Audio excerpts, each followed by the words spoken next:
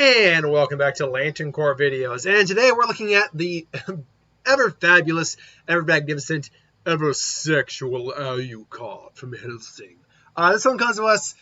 Honestly, I don't have the list of names. I know Wade Wilson was one of the people who suggested this but I know other people suggested Alucard, so I'm just going to end up putting your names in the comments below, or the description. But Alucard, from the lead pro tag and tag, depending on how you look at it. He's the lead, so I guess you could say he's technically the protagonist of Hellsing. He is Dracula. What Lantern Corps does he belong in? Well, looking at Alucard, I realized that's a difficult question. Because there's quite a few Lantern Corps, because he has a few traits coming out of almost all the Lantern Corps. They're Corps, but I say Corps. Out of all the Lantern Corps. But if I were to stop for a moment and focus on all of them, what are the ones that kind of stick out to me? Well, one that immediately sticks out to me is the Lantern Corps Death. Now, why does this one stick out to me? Well, several reasons. And it stems from one issue versus another issue. First issue is that we have to ask the question, are vampires in the Hellsing universe technically dead? Are they dead or are they the undead? We know they're supernatural. That's not up for debate. They're supernatural. But are they technically still alive? I mean, Alucard, though, has been killed several times, so you could definitely make that argument. But even being a vampire in its own right, if he had never been killed and just chose to become a vampire, would that qualify? And I think the answer would be yes. And the reason I say why is this up for debate is because it all depends on the continuity you're looking at. Depending on which continuity in whatever series you're looking at, be it like you go into Magic the Gathering, some vampires are the undead, some are not. It's just that they're a species of creature. While I hate referencing this, Twilight, vampires are not the undead. They're just vampires. They're just a species of being. Supernatural, yes, but species of being. So it's tough to say whether or not that's the case for Hellsing, because we get the impression the vampires are the undead, but because we see ghouls and zombies, but there's not actually a lot that kind of implies they're the undead. Ultimately, I would say yes, they are the undead, but I think there's an argument which way or another. But even if we made the argument that he's not the undead, that he's not even dead technically, that he's never died technically, he literally killed almost all of England, or he literally killed over 3 million people, or 3 million souls, give or take, in one go, that he's so engrossed in death that I think a Black Lantern ring has to be on the table. Another one that has to be on the table is the Yellow Lantern Corps of Fear. Alucard scares the piss out of most people. Even Sir Integra, which Sir Integra is his handler. He is bound to her. He must generally do what she asks, though he will kind of, skirt the issue here or there and do what he likes. He still has to obey her.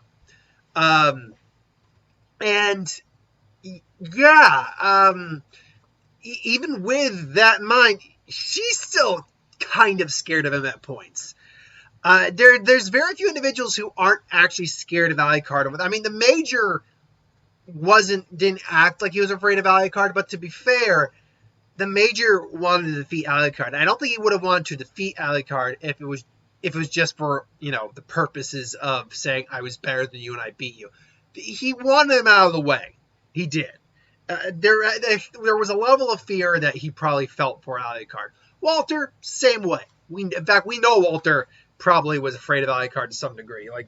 But it was more about his pride than anything else. Still, Alucard scares the piss out of just about everyone. So fear's got to be on the table. Going over real quick a couple of ones that I don't think he would belong to. He's not a Lantern of Life at all. Even if he's lived for hundreds of years, he's not a Life Lantern at all. He's also not, I wouldn't call him a Lantern of Avarice either. When you really look at Alucard, his methods, what he does, why he does it, he's really not a greedy guy. I mean, yeah, he can be a glutton, but that's not really greed or avarice per se. It's more just him getting his kicks. He has, weirdly enough, a little bit of hope in him, as we know he could think words here. We know he had always hoped to meet an opponent worthy of him and worthy to defeat him. And he saw that in Alexander, and that's why he was so pissed off when Alexander forewent his humanity. But it's certainly not his driving force, because meeting individuals who could actually beat him are pretty rare. Is pretty rare. So yeah, I don't think you would get that out of Alucard. You don't get the Hope Lantern Corps out of Alucard. Real quick before we talk about the last one that's really on the fence for me, and that's the only one I'm really going to bring up on the screen. Compassion. This is a weird one. Alucard is weirdly enough not without some remorse and compassion. Does he feel bad about the things he's done? Not really.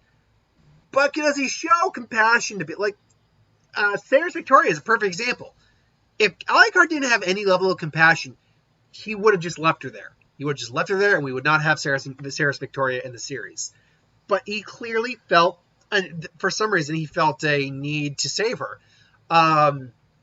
In the abridged version, oddly enough, he even states that, because I saw in you something I lost long ago, the will to live. So yeah, it's clear that he saw something in her, and that compassion for her allowed her to live. He also shows a level of compassion to Sarah's Victoria, Sir Integra, to some minor levels, and even a little bit of compassion towards Anderson near the end, for despite the fact that Anderson went down the darker path, he still showed a little bit of compassion. They're all saying goodbye to Father Anderson. Amen, amen. Even he does amen. So it's weird. It very rarely comes out, but he's not without a minimum level of compassion.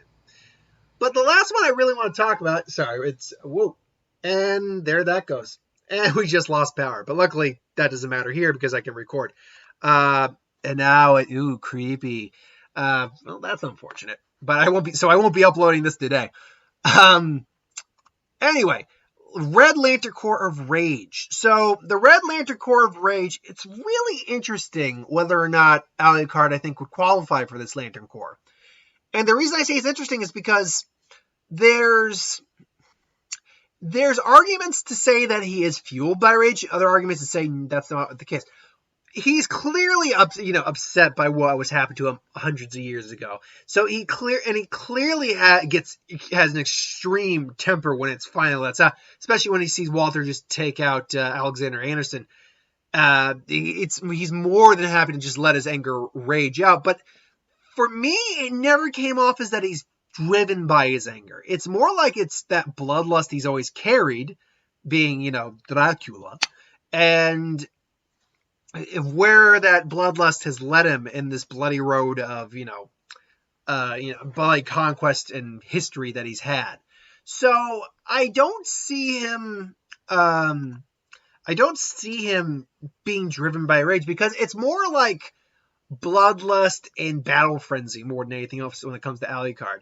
I don't see that being rage driven.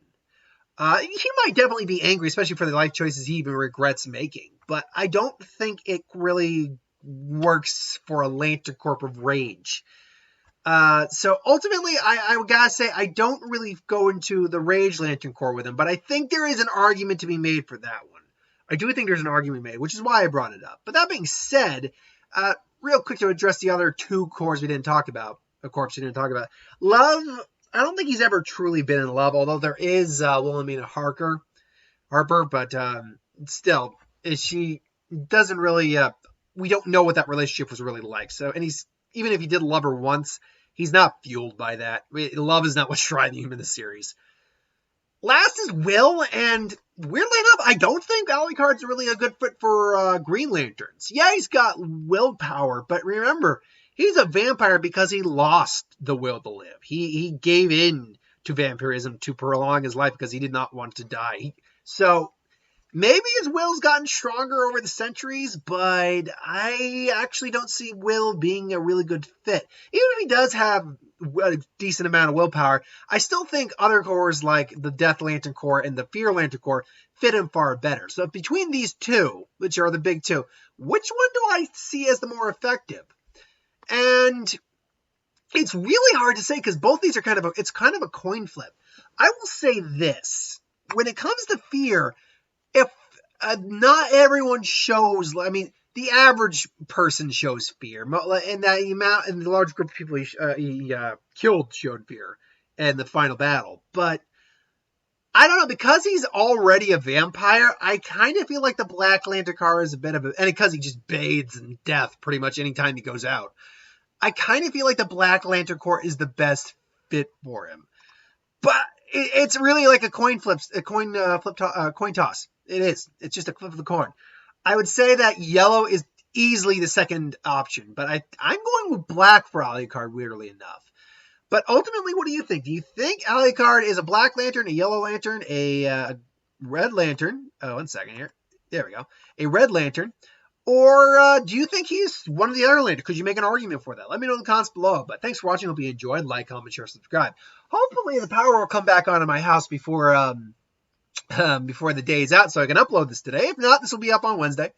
Along with the what if. So keep your eye out for that as well. Until then, thanks for watching. Hope you enjoyed. I'll see you next time, folks. Have a good one.